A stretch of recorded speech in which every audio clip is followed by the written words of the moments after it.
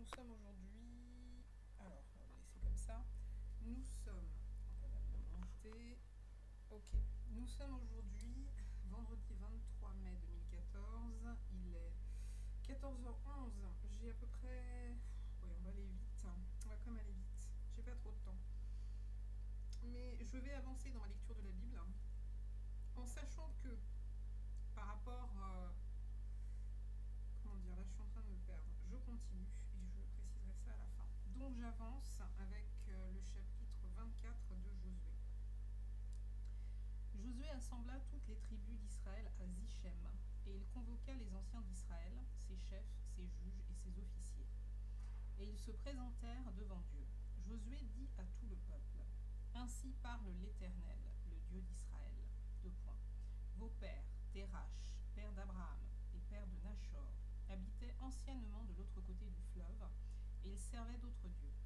Je pris votre père Abraham de l'autre côté du fleuve, et je lui fis parcourir tout le pays de Canaan. Je multipliai sa postérité, et je lui donnai Isaac. Je donnai à Isaac Jacob et Isaü, et je donnai en propriété à Isaü la montagne de Séhir, mais Jacob et ses fils descendirent en Égypte. J'envoyai Moïse et Aaron, et je frappai l'Égypte par les prodiges que j'opérais au milieu d'elle. Puis je vous en fis sortir. Je fis sortir vos pères de l'Égypte, et vous arrivâtes à la mer. Les Égyptiens poursuivirent vos pères jusqu'à la mer Rouge, avec des chars et des cavaliers. Vos pères crièrent à l'Éternel, et l'Éternel mit des ténèbres entre vous et les Égyptiens. Il ramena sur eux la mer, et elle les couvrit. Vos yeux ont vu ce que j'ai fait aux Égyptiens, et vous restâtes longtemps dans le désert. Je vous conduisis dans le pays des Amoréens, qui habitaient de l'autre côté du Jourdain, et ils combattirent contre vous. Je les livrai entre vos mains. Vous prîtes possession de leur pays, et je les détruisis devant vous. Balak, fils de Tsippor, roi de Moab, se leva et combattit Israël. Il fit appeler Balaam, fils de Béor, pour qu'il vous maudît. Mais je ne voulus point écouter Balaam. Il vous bénit, et je... Quoi ? Il fit appeler Balaam, fils de Béor, pour qu'il vous maudît. Point. Mais je ne voulus point écouter Balaam. Il vous bénit, et je vous délivrai de la main de Balak. Vous passâtes le Jourdain, et vous arrivâtes à Jéricho. Les habitants de Jéricho combattirent contre vous, les Amoréens, les Phéréziens, les Cananéens, les Essiens, les Girgasiens, les Éviens, les Jébusiens. Je les livrai entre vos mains, et j'envoyai devant vous les frelons, qui les chassèrent loin de votre face, comme les 2 rois des Amoréens. Ce ne fut ni par ton épée, ni par ton arc. Je vous donnai un pays que vous n'aviez point cultivé, des villes que vous n'aviez point bâties et que vous habitez, des vignes et des oliviers que vous n'aviez point plantés et qui vous servent de nourriture. Maintenant craignez l'Éternel et servez-le avec intégrité et fidélité. Faites disparaître les dieux qu'ont servi vos pères de l'autre côté du fleuve et en Égypte, et servez l'Éternel. Et si vous ne trouvez pas bon de servir l'Éternel, choisissez aujourd'hui qui vous voulez servir, ou les dieux que servaient vos pères au-delà du fleuve, ou les dieux des Amoréens dans le pays duquel vous habitez. Moi et ma maison, nous servirons l'Éternel. Le peuple répondit et dit: Loin de nous la pensée d'abandonner l'Éternel et de servir d'autres dieux, car l'Éternel est notre Dieu. C'est lui qui nous a fait sortir du pays d'Égypte, de la maison de servitude, nous et nos pères. C'est lui qui a opéré sous nos yeux ces grands prodiges et qui nous a gardés pendant toute la route que nous avons suivie et parmi tous les peuples au milieu desquels nous avons passé. Il a chassé devant nous tous les peuples et les Amoréens qui habitaient ce pays. Nous aussi, nous servirons l'Éternel, car il est notre Dieu. Josué dit au peuple, Vous n'aurez pas la force de servir l'Éternel, car c'est un Dieu saint, c'est un Dieu jaloux. Il ne pardonnera point vos transgressions et vos péchés. Lorsque vous abandonnerez l'Éternel et que vous servirez des dieux étrangers, il reviendra vous faire du mal, et il vous consumera après vous avoir fait du bien. Le peuple dit à Josué, Non, car nous servirons l'Éternel. Josué dit au peuple, Vous êtes témoins contre vous-même que c'est vous qui avez choisi l'Éternel pour le servir. Ils répondirent, Nous en sommes témoins. Ôtez donc les dieux étrangers qui sont au milieu de vous, et tournez votre cœur vers l'Éternel, le Dieu d'Israël. » Et le peuple dit à Josué, « Nous servirons l'Éternel notre Dieu, et nous obéirons à sa voix. » Josué fit en ce jour une alliance avec le peuple, et lui donna des lois et des ordonnances à Sichem. Josué écrivit ces choses dans le livre de la loi de Dieu. Point. Donc je reprends. Josué écrivit ces choses dans le livre de la loi de Dieu. Il prit une grande pierre qu'il dressa là sous le chêne qui était dans le lieu consacré à l'Éternel. Et Josué dit à tout le peuple, « Voici cette pierre servira de témoin contre nous, car elle a entendu toutes les paroles que l'Éternel nous a dites. Elle servira de témoin contre vous, afin que vous ne soyez pas infidèles à votre Dieu. » Puis Josué renvoya le peuple, chacun dans son héritage. Après ces choses, Josué, fils de Nun, serviteur de l'Éternel, mourut, âgé de 110 ans. On l'ensevelit dans le territoire qu'il avait eu en partage à Timnath-Sérak, dans la montagne d'Éphraïm, au nord de la montagne de Gaash. Israël servit l'Éternel pendant toute la vie de Josué et pendant toute la vie des anciens qui survécurent à Josué et qui connaissaient tout ce que l'Éternel avait fait en faveur d'Israël. Les os de Joseph, que les enfants d'Israël avaient rapportés d'Égypte, furent enterrés à Sichem, dans la portion du champ que Jacob avait acheté des fils de Hamor, père de Sichem, pour 100 késitas, et qui appartient à l'héritage des fils de Joseph. Éléazar, fils d'Aaron, mourut, et on l'enterra à Gibéath-Phinéès, qui avait été donné à son fils Phinéès dans la montagne d'Éphraïm. Nous passons maintenant au livre qui s'appelle Les Juges, et qui contient 21 chapitres. Voici le premier. Après la mort de Josué, les enfants d'Israël consultèrent l'Éternel en disant, « Qui de nous montera le premier contre les Cananéens pour les attaquer ?» L'Éternel répondit, « Juda montera. Voici, j'ai livré le pays entre ses mains. » Et Juda dit à Siméon son frère, « Monte avec moi dans le pays qui m'est échu par le sort, et nous combattrons les Cananéens. J'irai aussi avec toi dans celui qui t'est tombé en partage. » Et Siméon alla avec lui. Juda monta, et l'Éternel livra entre leurs mains les Cananéens et les Phéréziens. Ils bâtirent 10 000 hommes à Bézek. Ils trouvèrent Adoni-Bézek à Bézek. Ils l'attaquèrent, et ils battirent les Cananéens et les Phéréziens. Adoni-Bézek prit la fuite, mais ils le poursuivirent et le saisirent, et ils lui coupèrent les pouces des mains et des pieds. Adoni-Bézek dit, 70 rois, ayant les pouces des mains et des pieds coupés, ramassaient sous ma table. Dieu me rend ce que j'ai fait. On l'emmena à Jérusalem, et il y mourut. Les fils de Juda attaquèrent Jérusalem et la prirent. Ils la frappèrent du tranchant de l'épée, et mirent le feu à la ville. Les fils de Juda descendirent ensuite pour combattre les Cananéens qui habitaient la montagne, la contrée du Midi et la plaine. Juda marcha contre les Cananéens qui habitaient à Hébron, appelé autrefois Kirjath Arba. Et il bâtit Shéshaï, Ahiman et Talmaï. De là, il marcha contre les habitants de Débir. Débir s'appelait autrefois Kirjath Sépher. Alors, Caleb dit, « Je donnerai ma fille, Aksa, pour femme à celui qui battra Kirjath Sépher et qui la prendra. » Othniel, fils de Kénaz, frère cadet de Caleb, s'en empara, et Caleb lui donna pour femme sa fille Aksa. Lorsqu'elle fut entrée chez Othniel, elle le sollicita de demander à son père un champ. Elle descendit de dessus son âne, et Caleb lui dit, « Qu'as-tu » Elle lui répondit, « Fais-moi un présent, car tu m'as donné une terre du Midi. Donne-moi aussi des sources d'eau. » Et Caleb lui donna les sources supérieures et les sources inférieures. Les fils du Kénien, beau-père de Moïse, montèrent de la ville des palmiers avec les fils de Juda dans le désert de Juda au midi d'Arad, et ils allèrent s'établir parmi le peuple. Juda se mit en marche avec Siméon son frère, et ils battirent les Cananéens qui habitaient à Tséphat. Ils dévouèrent la ville par interdit, et on l'appela Horma.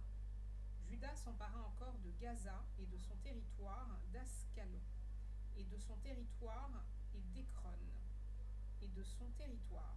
L'Éternel fut avec Juda, et Juda se rendit maître de la montagne, mais il ne put chasser les habitants de la plaine, parce qu'ils avaient des chars de On donna Hébron à Caleb, comme l'avait dit Moïse, et il en chassa les 3 fils d'Anak. Les fils de Benjamin ne chassèrent point les Jébusiens qui habitaient à Jérusalem, et les Jébusiens ont habité jusqu'à ce jour dans Jérusalem avec les fils de Benjamin. La maison de Joseph monta aussi contre Béthel, et l'Éternel fut avec eux. La maison de Joseph fit explorer Béthel, qui s'appelait autrefois Luz. Les gardes virent un homme qui sortait de la ville, et ils lui dirent « Montre-nous par où nous pourrons entrer dans la ville, et nous te ferons grâce. » Il leur montra par où ils pourraient entrer dans la ville, et ils frappèrent la ville du tranchant de l'épée, mais ils laissèrent aller cet homme et toute sa famille. Cet homme se rendit dans le pays des Essiens. Il bâtit une ville et lui donna le nom de Luz, nom qu'elle a porté jusqu'à ce jour. Manassé ne chassa point les habitants de Beth-Shehan et des villes de son ressort, de Tahanak et des villes de son ressort, de Dor et des villes de son ressort, de Gibléam et des villes de son ressort, de Megiddo et des villes de son ressort. Et les Cananéens voulurent rester dans ce pays. Lorsqu'Israël fut assez fort, il assujettit les Cananéens à un tribut, mais il ne les chassa point. Éphraïm ne chassa point les Cananéens qui habitaient à Gézer, et les Cananéens habitèrent au milieu d'Éphraïm à Gézer. Zabulon ne chassa point les habitants de Kitron, ni les habitants de Nahalol, et les Cananéens habitèrent au milieu de Zabulon, mais ils furent assujettis à un tribut.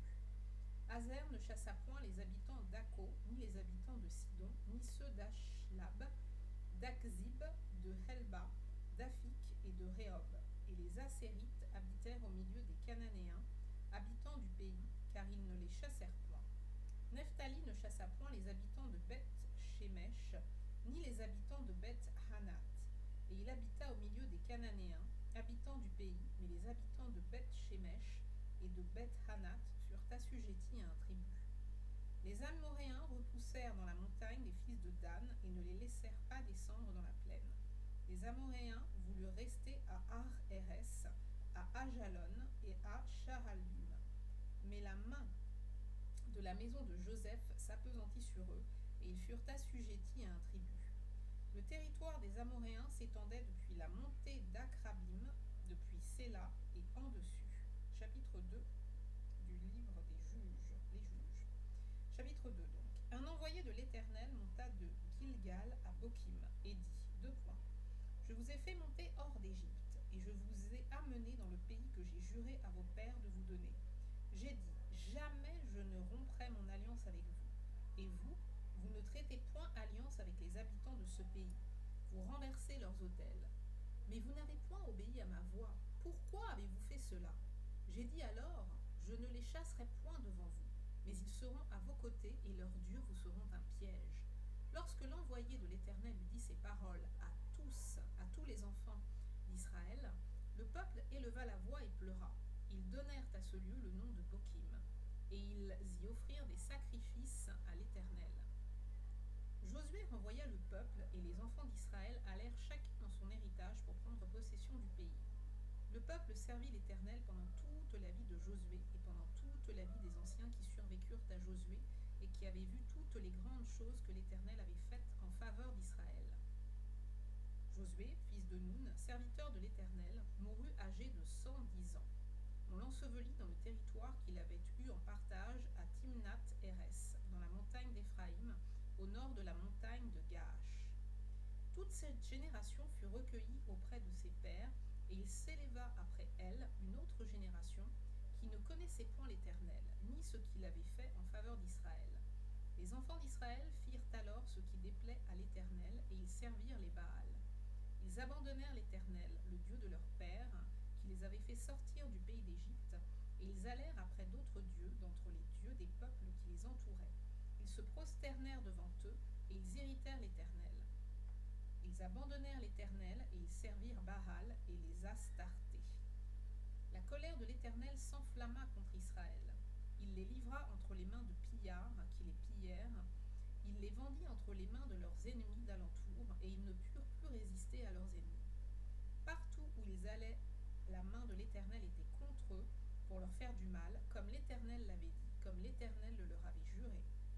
Ils furent ainsi dans une grande détresse. L'Éternel suscita des juges, afin qu'ils les délivrassent de la main de de ceux qui les pillaient.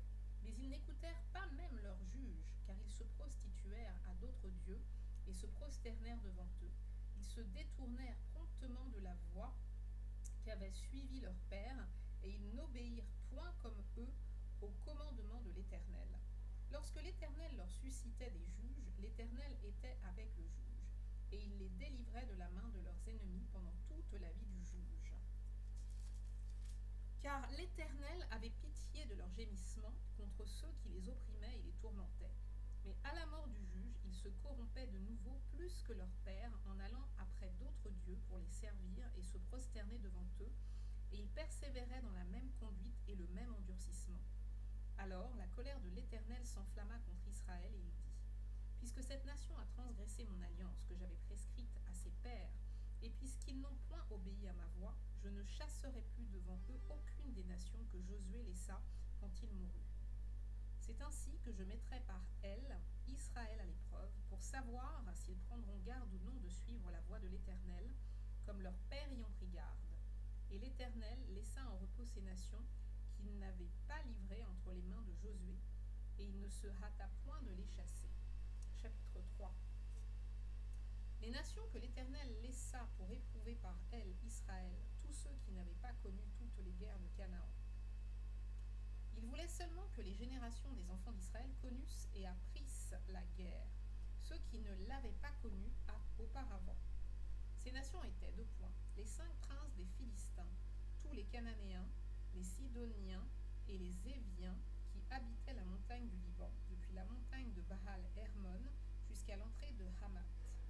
Ces nations servirent à mettre Israël à l'épreuve afin que l'Éternel sût s'ils obéiraient au commandement qu'il avait prescrit à leur père par Moïse. Et les enfants d'Israël habitèrent au milieu des Cananéens, des Essiens, des Amoréens, des Phéréziens, des Éviens et des Jébusiens. Ils prirent leurs filles pour femmes, ils donnèrent à leurs fils leurs propres filles, et ils servirent leurs dieux. Les enfants d'Israël firent ce qui déplaît à l'Éternel. Ils oublièrent l'Éternel, et ils servirent les Baals et les idoles. La colère de l'Éternel s'enflamma contre Israël, et il les vendit entre les mains de Cushan-Rishéataïm, roi de Mésopotamie. Et les enfants d'Israël furent asservis 8 ans à Cushan-Rishéataïm.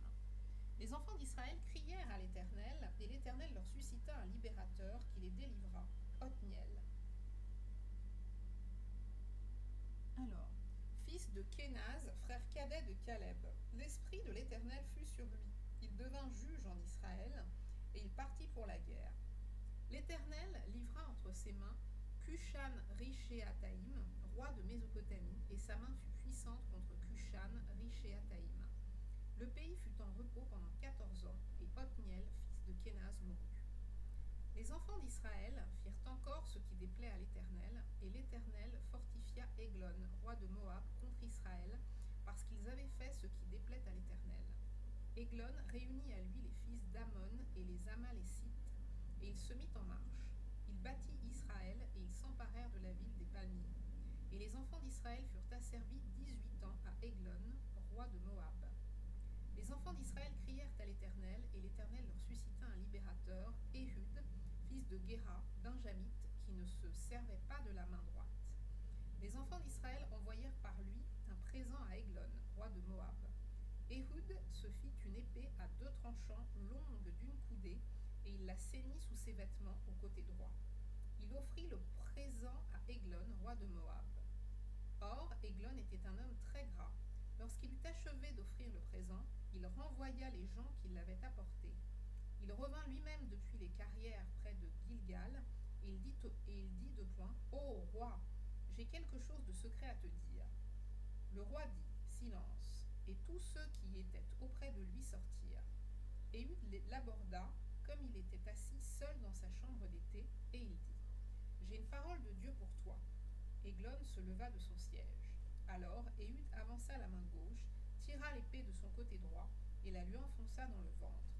La poignée même entra après la lame, et la graisse se referma autour de la lame. Car il ne retira pas du ventre l'épée qui sortit par derrière. Éhud sortit par le portique, ferma sur lui les portes de la chambre haute, et tira le verrou. Alors, fut sorti, les serviteurs du roi vinrent et regardèrent, et voici les portes de la chambre haute étaient fermées au verrou. Ils dirent, sans doute il se couvre les pieds dans la chambre d'été. Ils attendirent longtemps, et comme ils n'ouvraient pas les portes de la chambre haute, ils prirent la clé et ouvrirent, et voici leur maître était mort étendu par terre. Pendant leur délai, Éhud prit la fuite, dépassa les carrières et se sauva à Séhira. Dès qu'il fut arrivé, il sonna de la trompette dans la montagne d'Éphraïm. Les enfants d'Israël descendirent avec lui de la montagne, et il se mit à leur tête. Il leur dit, « Suivez-moi, car l'Éternel a livré entre vos mains les Moabites, vos ennemis. » Ils descendirent après lui, s'emparèrent des gués du Jourdain vis-à-vis de Moab, et ne laissèrent passer personne. Ils battirent dans ce temps-là environ 10 000 hommes de Moab, tous robustes, tous vaillants, et pas un n'échappa en ce jour. Point. En ce jour, Moab fut humilié sous la main d'Israël, et le pays fut en repos pendant 80 ans. Après lui, il y eut Shamgar, fils d'Anath. Il battit 600 hommes des Philistins avec un aiguillon à bœuf, et lui aussi fut un libérateur d'Israël. Chapitre 4. Les enfants d'Israël firent encore ce qui déplaît à l'Éternel après qu'Éhud fut mort. Et l'Éternel les vendit entre les mains de Jabin, roi de Canaan, qui régnait à Hatzor. Le chef de son armée était Sisera et habitait à Haroshet-Goïm. Les enfants d'Israël crièrent à l'Éternel, car Jabin avait 900 chars de fer, et il opprimait avec violence les enfants d'Israël depuis 20 ans. En ce temps-là, Déborah, prophétesse, femme de Lapidote, était juge en Israël. Elle siégeait sous le palmier de Déborah entre Rama et Béthel dans la montagne d'Éphraïm. Et les enfants d'Israël montaient vers elle pour être jugés. Elle envoya appeler Barak, fils d'Abinoam, de Kédesh Nephtali, et elle lui dit, « N'est-ce pas l'ordre qu'a donné l'Éternel, le Dieu d'Israël ? Va, dirige-toi sur le mont Tabor, et prends avec toi 10 000 hommes, des enfants de Nephtali et des enfants de Zabulon.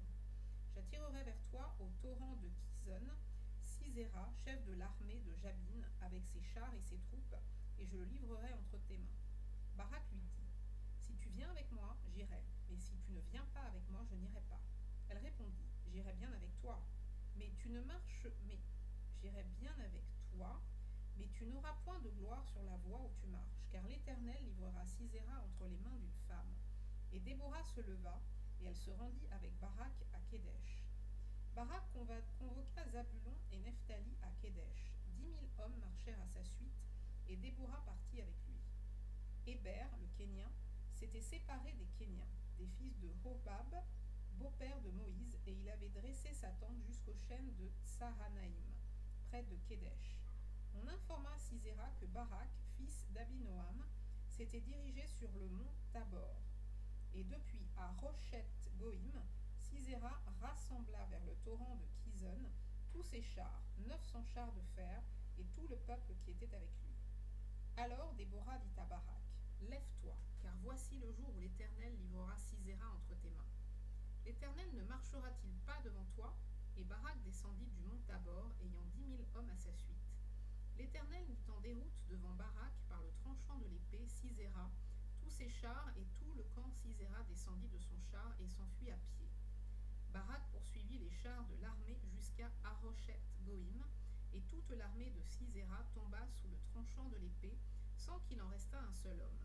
Sisera se réfugia à pied dans la tente de Jaël, femme de Héber, le Kénien, car il y avait paix entre Jabin, roi de Hatzor, et la maison de Héber, le Kénien. Jaël sortit au-devant de Sisera et lui dit, « Entre, mon seigneur, entre chez moi, ne crains point. » Il entra chez elle dans la tente, et elle le cacha sous une couverture. Il lui dit, « Donne-moi, je te prie un peu d'eau à boire, car j'ai soif. » Elle ouvrit l'outre du lait, lui donna à boire, et le couvrit. Il lui dit encore, « Tiens-toi à l'entrée de la tente, et si on vient t'interroger en disant, « Y a-t-il ici quelqu'un ?» tu répondras non. » Jaël, femme de Héber, saisit un pieu de la tente, prit en main le marteau, s'approcha de lui doucement, et lui enfonça dans la tempe le pieu qui pénétra en terre. Il était profondément endormi et accablé de fatigue, et il mourut. Comme Barak poursuivait Sisera, Jaël sortit à sa rencontre et lui dit, « Viens, et je te montrerai l'homme que tu cherches. » Il entra chez elle, et voici Sisera était étendu mort, le pieu dans la torne. En ce jour, Dieu humilia Jabin, roi de Canaan, devant les enfants d'Israël, et la main des enfants d'Israël s'appesantit de plus en plus sur Jabin, roi de Canaan, jusqu'à ce qu'ils eussent exterminé Jabin, roi de Canaan. Alors, je devrais avancer avec le 5, mais il est un peu trop long, donc on s'arrête là. À la fin du 4, en sachant que théoriquement, au jour d'aujourd'hui, je devrais, en suivant le rythme de un chapitre lu par jour depuis le 1er janvier 2014, je ne devrais être qu'au chapitre 14 de Josué.